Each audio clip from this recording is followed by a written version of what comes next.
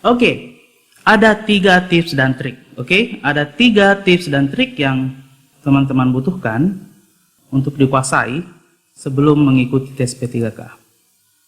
Tips pertama adalah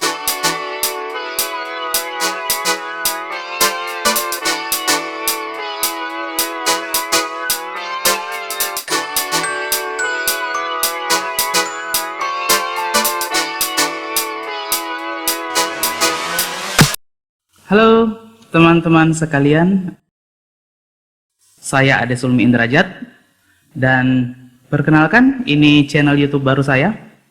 Saya beri nama Catatan Receh. Kenapa Catatan Receh? Karena mungkin topiknya B aja, tapi saya selalu berharap bahwa apa yang bisa saya sampaikan ke teman-teman sekalian itu bisa memberi pandangan baru untuk teman-teman sekalian. Kenapa saya membuat channel YouTube ini? Karena banyak teman-teman yang memberikan semacam masukan, bisa nggak sih tulisan-tulisan di Facebook itu dituangkan ke dalam bentuk audio? Bisa nggak sih mereka dengar tulisan saya sambil mageran, sambil tidur-tiduran? Nah, makanya saya buat channel YouTube ini, Catatan Receh. Hari ini kita akan membahas satu hal yang cukup booming di kalangan teman-teman yang mengabdi sebagai tenaga honorer di kabupaten kita.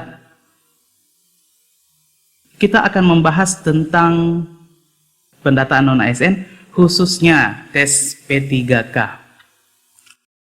Gini ya, bagaimana dulu deh, bagaimana dulu dengan pendataan non-ASN-nya? Lancar? Atau ada nggak sih yang umurnya baru 30 tahun terus pengabdiannya sudah 32 tahun? Kan banyak kasus begitu. Saya sampaikan kepada teman-teman bahwa pendataan non-ASN ini awalnya ditujukan hanya untuk mendata. So, setelah pendataan ini kita berharap semoga ada kuota, ada terbuka pendaftaran untuk pegawai dengan perjanjian kontrak. Baik, tapi kita tidak akan membahas tentang pendataan non-ASN ini ya. Kita tidak akan membahas tentang itu. Saya bukan admin, saya bukan expert, jadi please jangan inbox, jangan DM, jangan chat di WhatsApp nanyain tentang kenapa pengabdian saya baru 5 tahun, sudah 5 tahun, terus yang terdata cuma 3 tahun. I don't know about it. So, hari ini saya mau memberi tips dan trik tentang teknik lulus P3K. Bisa jadi tesnya masih lama, cuman ya cobalah kita belajar dari sekarang. Oke, kenapa saya membawakan tips dan trik ini? Karena ini lama. Ini membutuhkan waktu yang cukup lama bagi teman-teman sekalian untuk dikuasai. Jadi, sebelum tesnya ada, sebelum tesnya diumumkan, ya why not? Kita jalankan teknik dan tips dan triknya sekarang. Oke.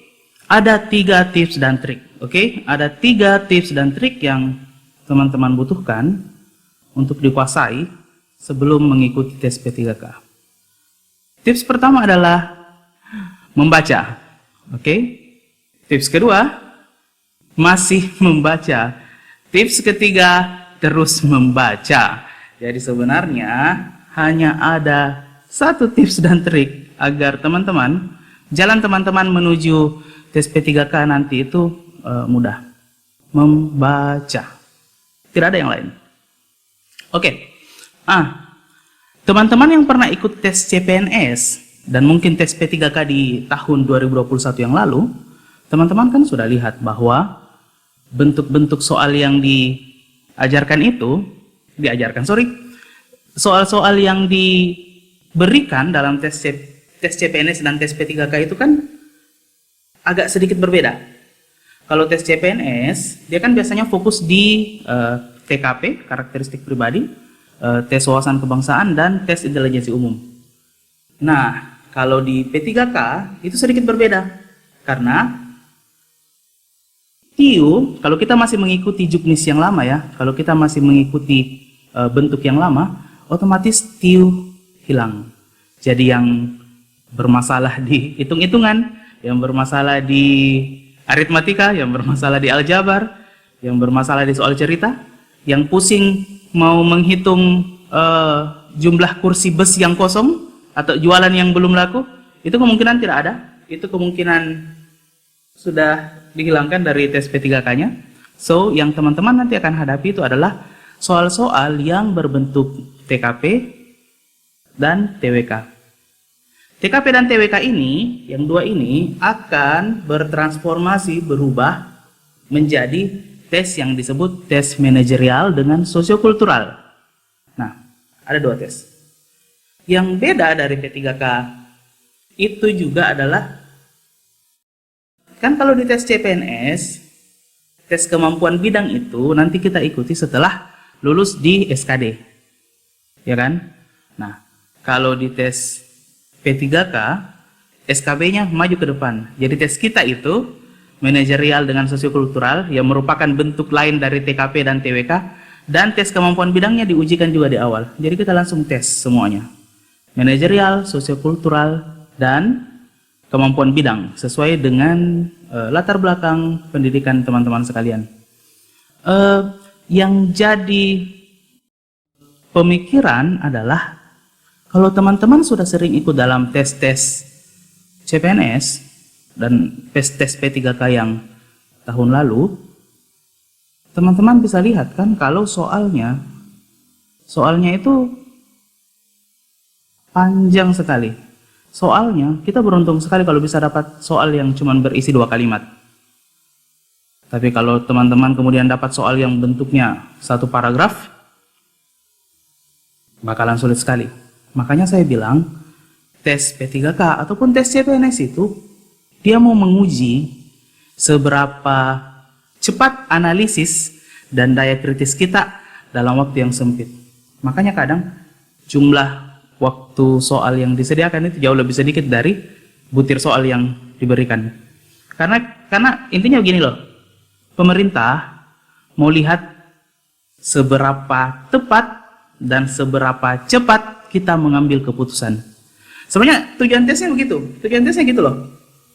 Kita mau dilihat, kita ini dalam waktu yang terbatas, dalam kesempatan yang mendesak, bisa tidak kita mengambil keputusan secara cepat dan tepat, gitu.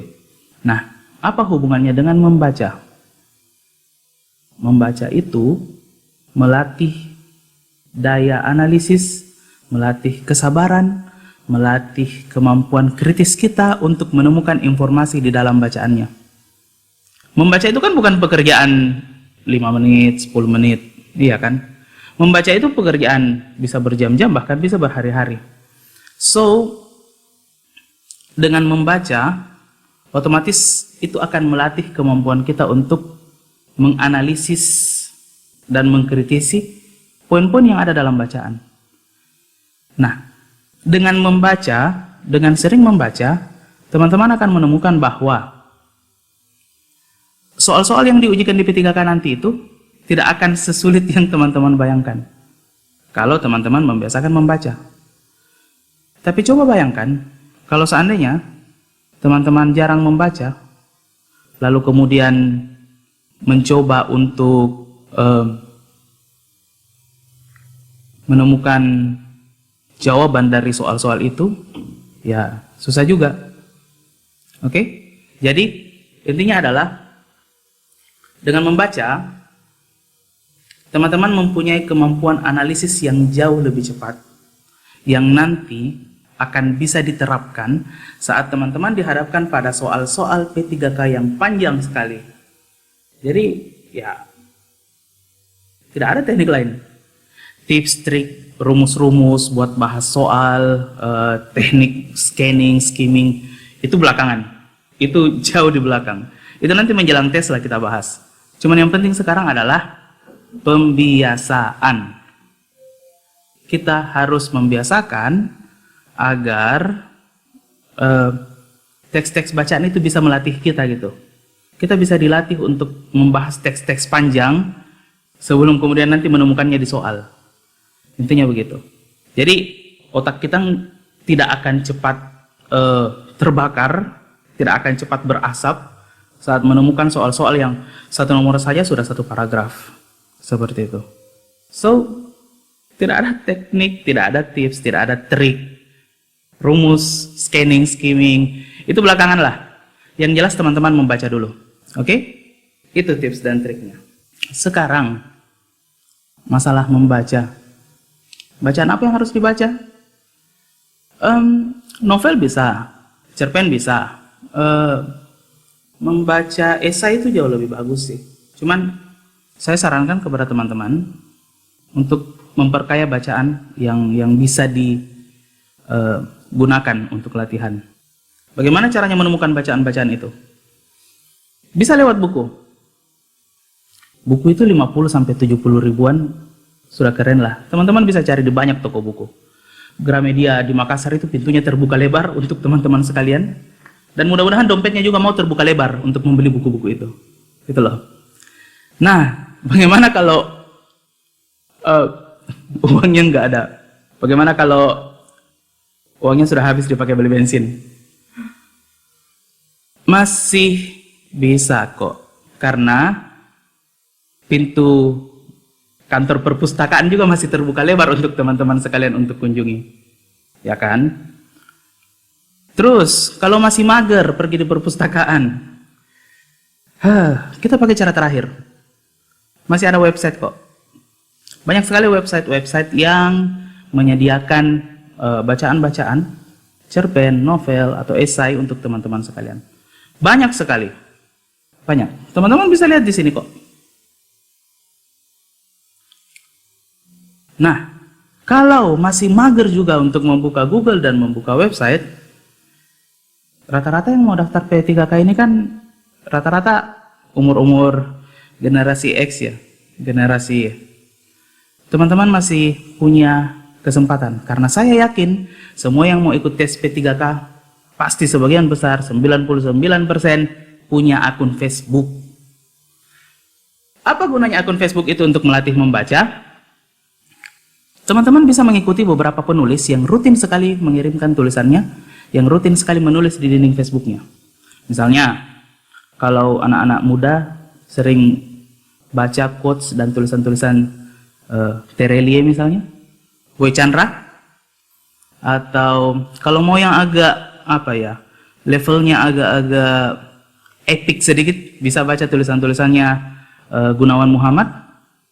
Atau kalau mau yang simple-simple dan santai-santai, bisa membaca tulisan dari Ade Sulmi Indrajat yang keren itu, gitu. Jadi teman-teman punya banyak opsi lah. Teman-teman punya banyak pilihan. Kalau modalnya cukup, belilah buku.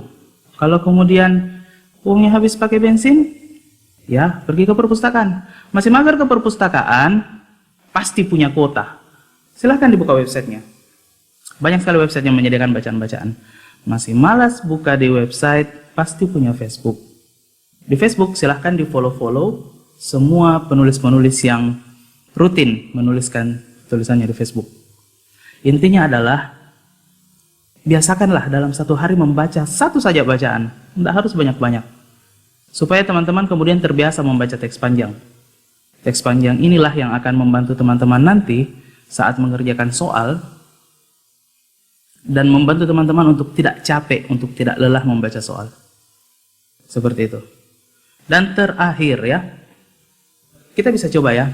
Istilahnya, saya selalu bilang begini sama semua teman-teman yang sudah memenuhi WhatsApp saya, terus menginbox saya, kapan dibuka les, kapan buka bimbel untuk P3K. Saya bilang, nanti belakangan. Sekarang kita mau membiasakan dulu lah untuk punya kemampuan membaca soal-soal yang panjang. Ibaratnya begini ya teman-teman.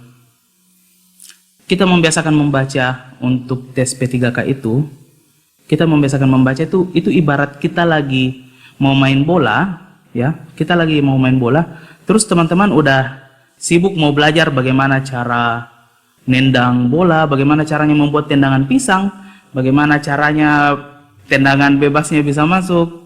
Itu sudah terlalu jauh. Membaca ini ibarat kita mau belajar main bola, kita mau main bola, tapi kita pakai sepatu yang bagus dulu. Membaca dalam tes P3K itu ibarat kita pakai sepatu bola. Kalau teman-teman tidak membiasakan membaca, itu sama seperti teman-teman mau main bola cuman pakai sepatu hak tinggi. Tidak akan nyambung. Makanya saya bilang, membacalah dulu. Nanti kemudian kita pelajari tips dan triknya. Terakhir, kan kita sudah bahas nih, membaca untuk persiapan tes P3K. Tapi anggap saja kita sambil menyelam minum air. No matter the result, tidak peduli apapun nanti hasilnya teman-teman. Tapi saya selalu yakin, orang-orang yang gemar membaca, orang-orang yang sering membaca itu memiliki daya nalar yang lebih tajam dan lebih dalam. Orang-orang yang rajin membaca itu cenderung lebih sabar, lebih mampu mengontrol dan mengendalikan emosinya, dan orang-orang yang gemar membaca itu cenderung lebih hebat gitu sebagai seorang pendengar. Dan kadang mereka juga adalah orang-orang yang solutif. Jadi mereka bisa memberikan solusi. Jadi yakin deh teman-teman, membaca itu bisa membantu Anda nanti di tes P3K dan juga bisa membantu Anda untuk menjadi orang yang dicintai, disayangi oleh teman-teman, oleh pasangan, oleh lingkungan di sekitar Anda. So, sambil menyelam minum air. Tidak ada salahnya kok. Membaca itu membantu teman-teman untuk jadi lebih dewasa dan jadi lebih disenangi oleh orang-orang lain. So, itu mungkin konten pemaparan singkat ya, penjelasan singkat dari saya. Terima kasih teman-teman telah meluangkan waktunya untuk menyimak konten saya yang B aja ini. Ya, mudah-mudahan bisa memberikan sedikit ya pengetahuan baru lah untuk teman-teman. Kita bisa sharing kok di Facebook atau di kolom komentar di channel ini. Terima kasih. Mohon ya masukannya kalau ada yang kurang menurut teman-teman sekalian. Mohon maaf juga kalau ada kata-kata yang saya yang salah. Dan semoga yang terluka hatinya segera sembuh hatinya, dan yang bahagia semoga dipanjangkan kebahagiaannya. Oke? See you.